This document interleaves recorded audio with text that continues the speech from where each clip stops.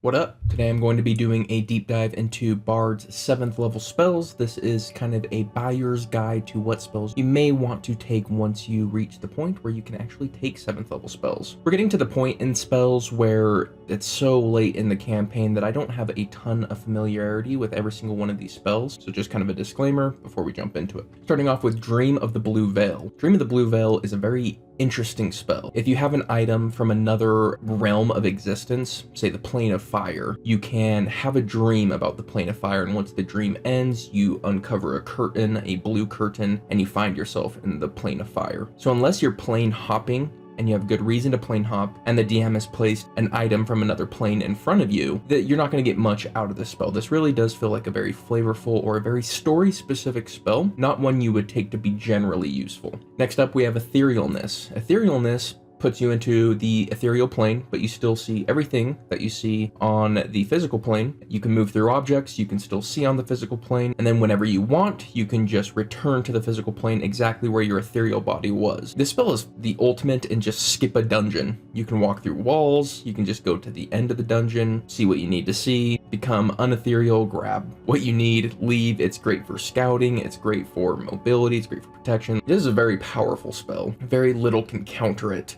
And once you're there, other than doing damage, there's not much to stop you from exploring the whole dungeon, finding secrets. It's fantastic. Definitely high level utility. Next up is Forcecage. Forcecage is a very, very powerful spell. It essentially just locks an area out, and it's very difficult to get out of that area. It's the ultimate in divide and conquer. You can take a whole group of enemies and just split them in half, and now you can take care of the half that isn't behind the Forcecage, release the Forcecage, and take care of the half that's in the Forcecage. Spells can't come in or out, so there is no, firebolting them while they're in it, or shooting arrows matter can't come in and out. So it's not something you do to murder someone unless you set up a spell first and then put it over it, which works really great. Big blender situation there. But yeah, premier 7th level spell, arguably the best. Mirage Arcane. This one's pretty interesting. You essentially take a 1 mile square and you create an illusory terrain that might as well be a real terrain. It looks, smells, feels the same, so you can change terrain to be difficult terrain. And even if they see through the illusion, say they have true sight, they know it's an illusion, they still can actually touch the illusion, despite it being an illusion. So you can create difficult terrain, and even if they can see through it, they still are affected by it. Now the question is, how often do we need to turn a 1 mile terrain into something else? Probably not often, but I think a really creative player might disagree with me. They might say there's a million things you can do with it. You can build a city where there wasn't one. Don't know why you'd want to do that. All you players out there who are really, really creative, I'd love to hear what you would do with Mirage Arcane. As it stands, I feel like it's a really cool spell, really flavorful, but I just don't know how to get the most use out of it. Maybe you can help me out. Let me know in the comments down below. Mordenkainen's Magnificent Mansion. Awesome flavor spell. Cast it for 24 hours. You have a mansion with a servant staff. You can seat and feed up to 100 people. It's basically living in the lap of luxury at any moment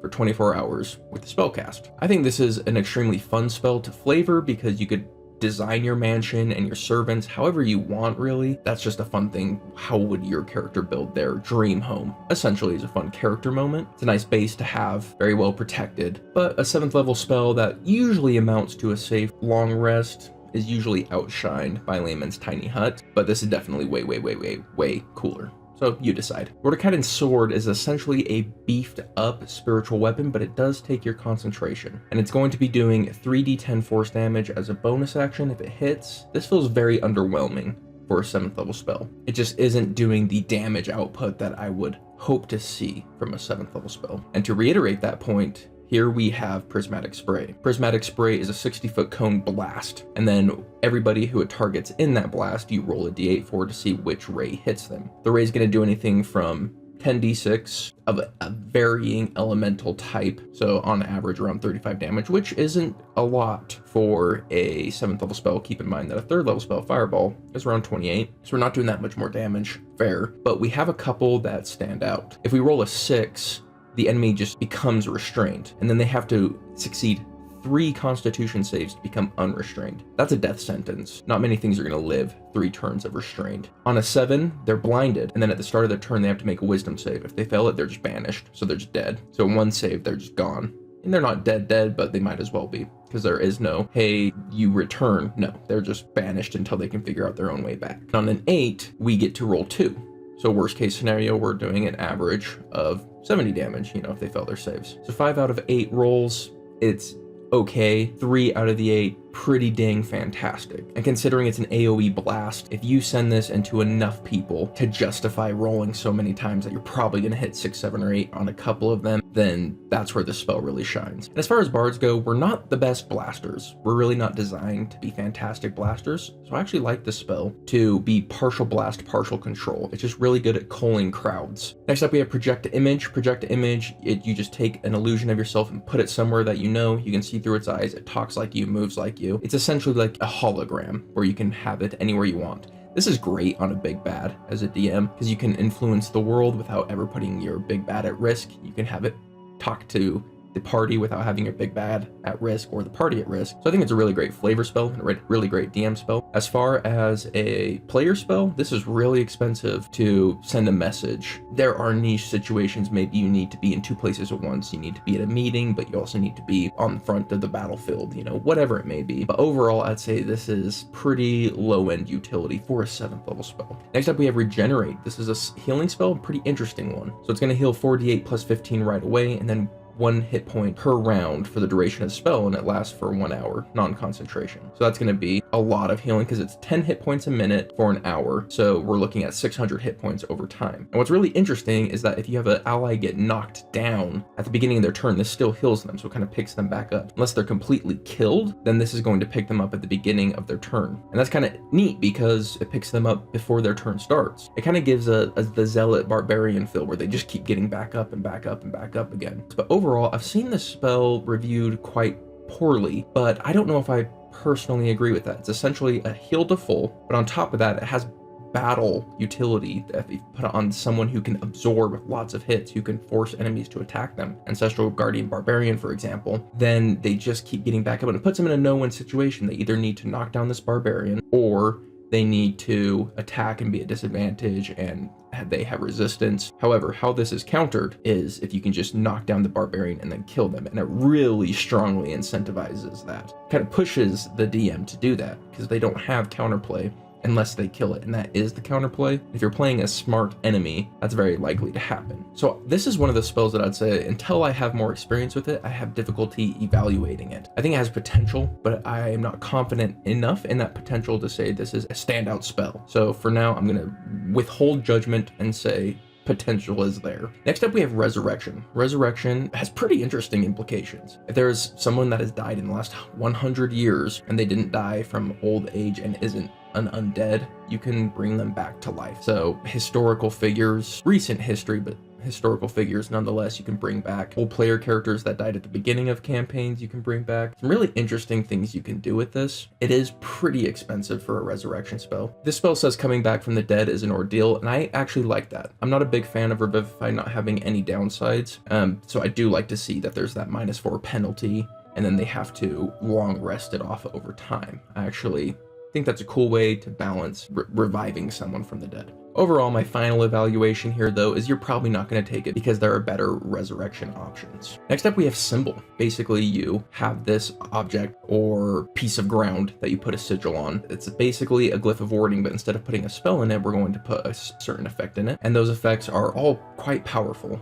We have a ton of damage. We have a whole bunch of status effects, anywhere from stunned to frightened to insane. And these status effects are like compounded. They're not just normal. It's not just like you're frightened. It's you're frightened, you have to drop everything, and you have to move away at least 20 feet if you can. So it compounds these conditions into bigger conditions. All of them are powerful. So the only thing that holds this spell back is that if you cast it on an object and move that object 10 feet from where you cast the spell is dispelled. So you really are only casting it on immobile objects, and it's a great way to protect a base. But if you want to use it offensively, it's all about the ambush. If you can design ambushes, this spell is crazy good because it's non-concentration, but it acts as if it's a fight-winning spell. So it really comes down to whether or not you can create ambushes if you're going to get a lot out of this. But if you're an ambush specialist or something along those lines, the spell is premier. The problem is I think most characters aren't ambush specialists, or most characters this is not going to be anything more than a really powerful guardian for a door and I just don't think that's enough for a 7th level spell, unfortunately. Next up is Teleport. Teleport is just a fantastic move around the world, instant teleportation ability, and depending on the world building, you're going to have these permanent circles, or you're not, and you have to use like this familiarity table. And I actually like this. I like that if you're not familiar with a place, or you're choosing a place that doesn't exist, there's consequences to using this spell. Magic is this powerful, uncontrollable force. There should be consequences to actions. I think I wouldn't mind seeing more spells have whiplash effects. Teleport really nails that flavor for me, but some people aren't gonna like its inconsistency. I personally think it's really cool. And it's a spell that you're gonna take despite its inconsistencies because of how useful it is. I really like it. So going over 7th level spells as a whole, as far as our fight winning spells, I think Forcecage takes the top easily, but I think Prismatic Spray is an interesting spell to actually consider. I know Forcecage is super crazy good, but Prismatic Spray is not bad in and of itself, and I think more people should take it and try it and play it, and I think it's a more interesting spell than Forcecage, although I admit, not quite as powerful. When it comes to our utility, what stands out to me is Etherealness. Etherealness is absolutely fantastic and it has a ton of use applications and is absolutely worth a 7th level spell to be able to explore the whole dungeon probably 100% safely. That's pretty crazy. And then second up, I gotta say Teleport. Depending on your campaign, it's arguably a must take for that worldwide mobility. Now past that, I think that 7th level spells really represent some of the most flavorful and interesting spells, but very niche. There are a ton of niche spells here. Symbol, Project Image, Mordenkainen's Magnificent Mansion, Mirage Arcane, just a ton of spells that most campaigns you're probably not going to use that often, but they're just really cool and really flavorful. Dream of the Blue Veil is another one. The majority of the list are those probably not going to be used spells. But anyways, at the end of the day, I think most people are probably going to just pick up Teleport, pick up Forcecage, be happy with their life. But I do think there's potential here to do some more interesting things, Etherealness and Prismatic Spray, for example. But that is my take on the 7th level spells. Do you agree? Do you disagree? Let me know in the comments down below. Educate me on your perspective. Love to hear it. But other than that, I just hope you have yourselves a lovely day, and I will see you on the next one. Later.